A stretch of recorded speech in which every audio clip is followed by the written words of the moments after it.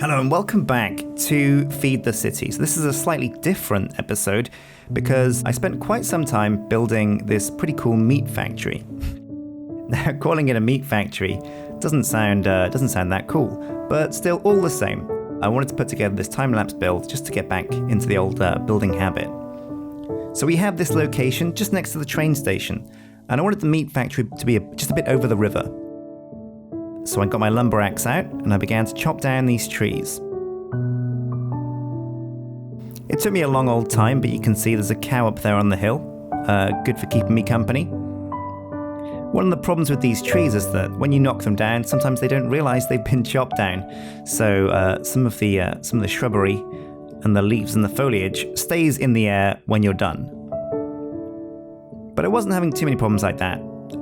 I did have this bush to deal with, but I made short work of him.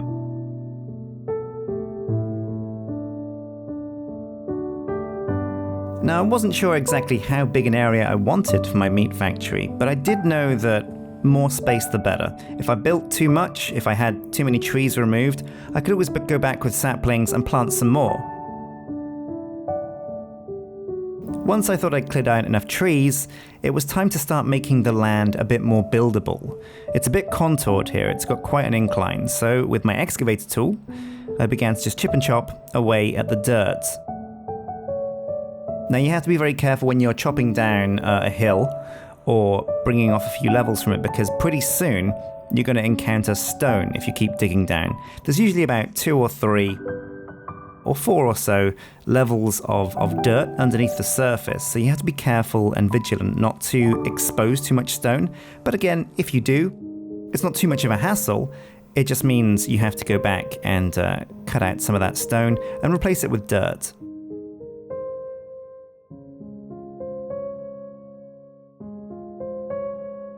And that's what I'm doing now. You can see the dirt going down, and in the background it's slowly being greened as the grass spreads across it. I could use commands to manually make the dirt all green, but I'm fine with, for the moment, just keeping it as dirt. I like to see it spread in the background.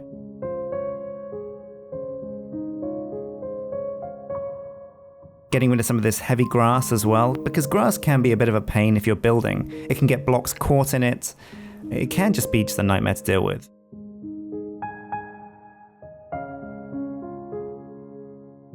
And again, yeah, just filling out the contour of this hill, getting it nice and flat for the factory build.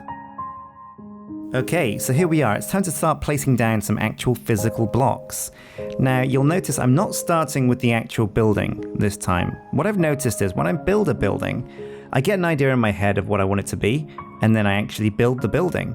But then the building's there, and it's actually not fit for purpose.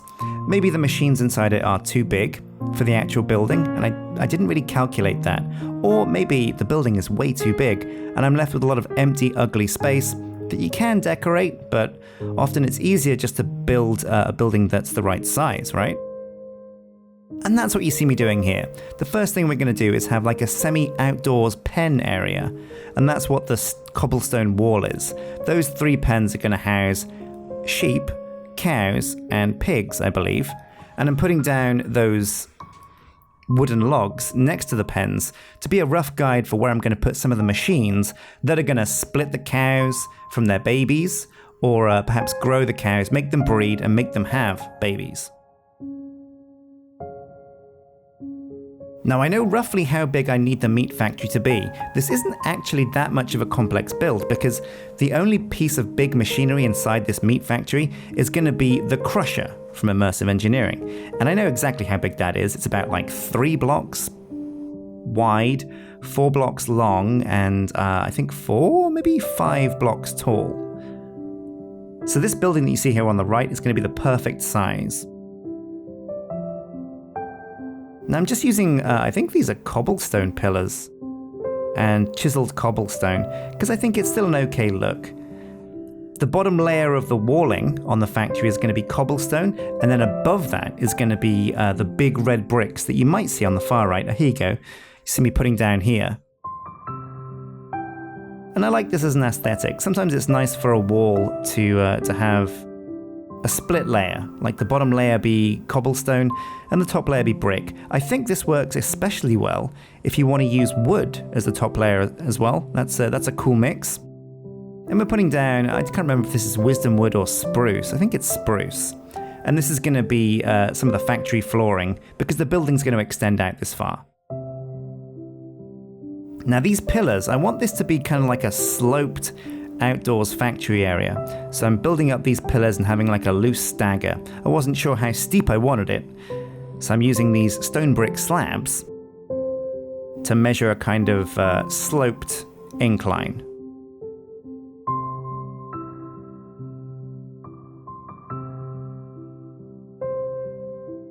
And I'm relatively happy with that, although it does seem a bit high.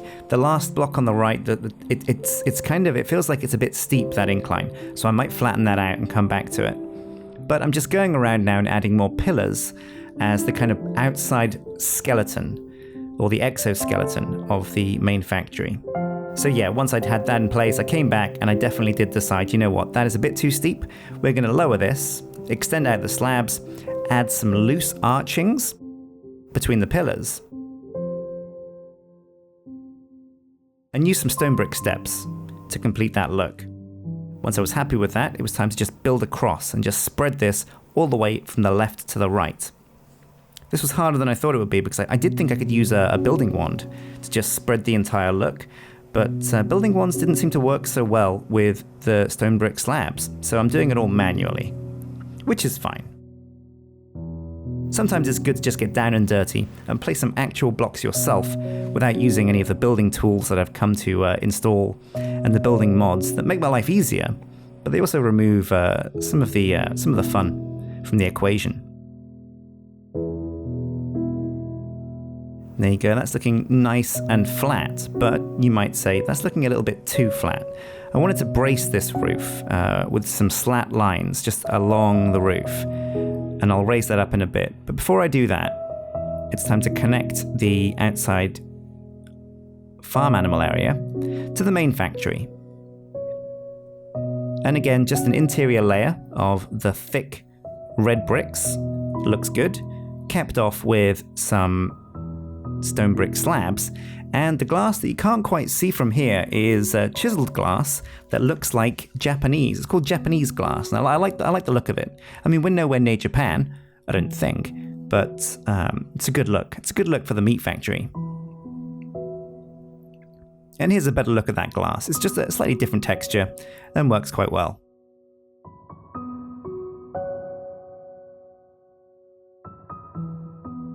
Now, I also wanted to add in some windows on top of this roof, because that's a great way of just adding a bit of detail and decoration to the top of a building.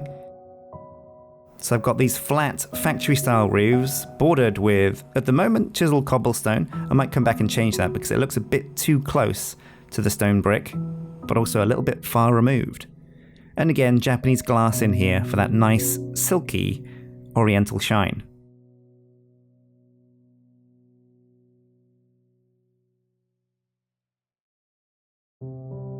And there we go, 3 windows in place. But because of the symmetry of the building, the middle window had to be 1 block larger, but that's fine. Often when your building isn't symmetrical, you can compensate by having the middle be bigger. If the anchor is in the middle and it's an odd number of blocks along one of the axes, you can compensate by having the middle just be bigger. And now to brace and add a bit more detail, I'm using, I think this is slate. Yeah, that's right. Slate slabs and slate stairs. And these come across at regular intervals relative to where the windows are. Just to give the roof a bit more bracing and a bit more timbre, a bit more noise. It did take me a long time to get a look that I was happy with here. Originally, just the slate slabs on top of the cobblestone just didn't look very good. I definitely needed to break up that cobblestone. And again, a little bit of detail here and there on the side of the factory now. I like the slate so much, and again, that Japanese glass, that I wanted to brace some of the windows and some of the walls with slate stairways. We've got windows on top of the factory, and that's going to be how most of the light gets in. And now it's time to put on a roof. Now, I wanted the roof to be flat for this meat factory. We're going to have a few machines on top of the building to power the build. There's going to be a lot of heavy machinery and complex parts going on inside here that are going to need a fair chunk of power. So on the roof, I wanted to leave enough space to have some windmills. It's a sustainable way to keep power to the factory. I won't need to have to build a big, expensive power plant to keep the thing going. And so here you can see me mapping out the space for these kind of chimneys. And the middle is going to be just a big glass window to make sure this area is super well lit. Oh yeah, that Japanese glass. And bordered again with that slate. Love it. So the front chimney is not really a chimney. That's going to support the windmills. And we're going to use immersive engineering windmills on this just to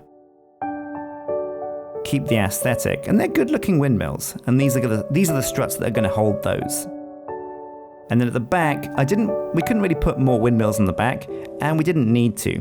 So these are going to rise above the windmills, and these are just going to be general smokestacks. We don't have anything that really creates pollution, maybe the crusher, but I like the aesthetic of just these chimney-style towers behind the windmills.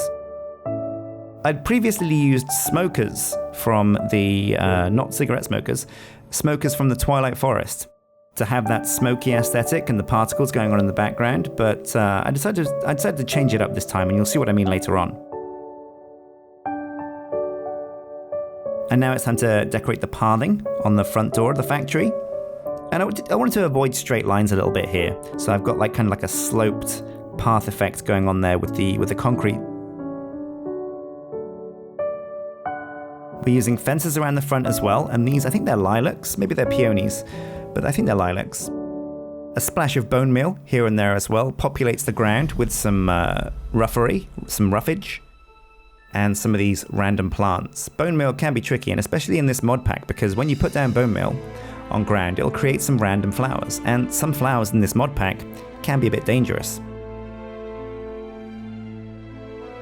We braced the bridge there, as you can see, with some stone brick and some wood. And there we go. That is the completed build. We've left space for the windmills at the front. Looks pretty good. And you'll have to see what I do next episode with the chimney stacks in the back. There's plenty of room here for all 3 animals that we're going to keep on the farm. We're not going to have chickens here. While we do want chicken meat eventually for, well, a lot of the recipes that we're building, or a lot of the recipes that we're making, we don't need to worry too much, because we're going to have a chicken coop for that, where we can gather eggs as well. So, thank you for watching. This has been a Let's Build episode of Feed the City. Stay tuned for next episode when we get down and dirty with some of the machinery in here, put the crusher down maybe, and get some animals ground up. Until next time, take care.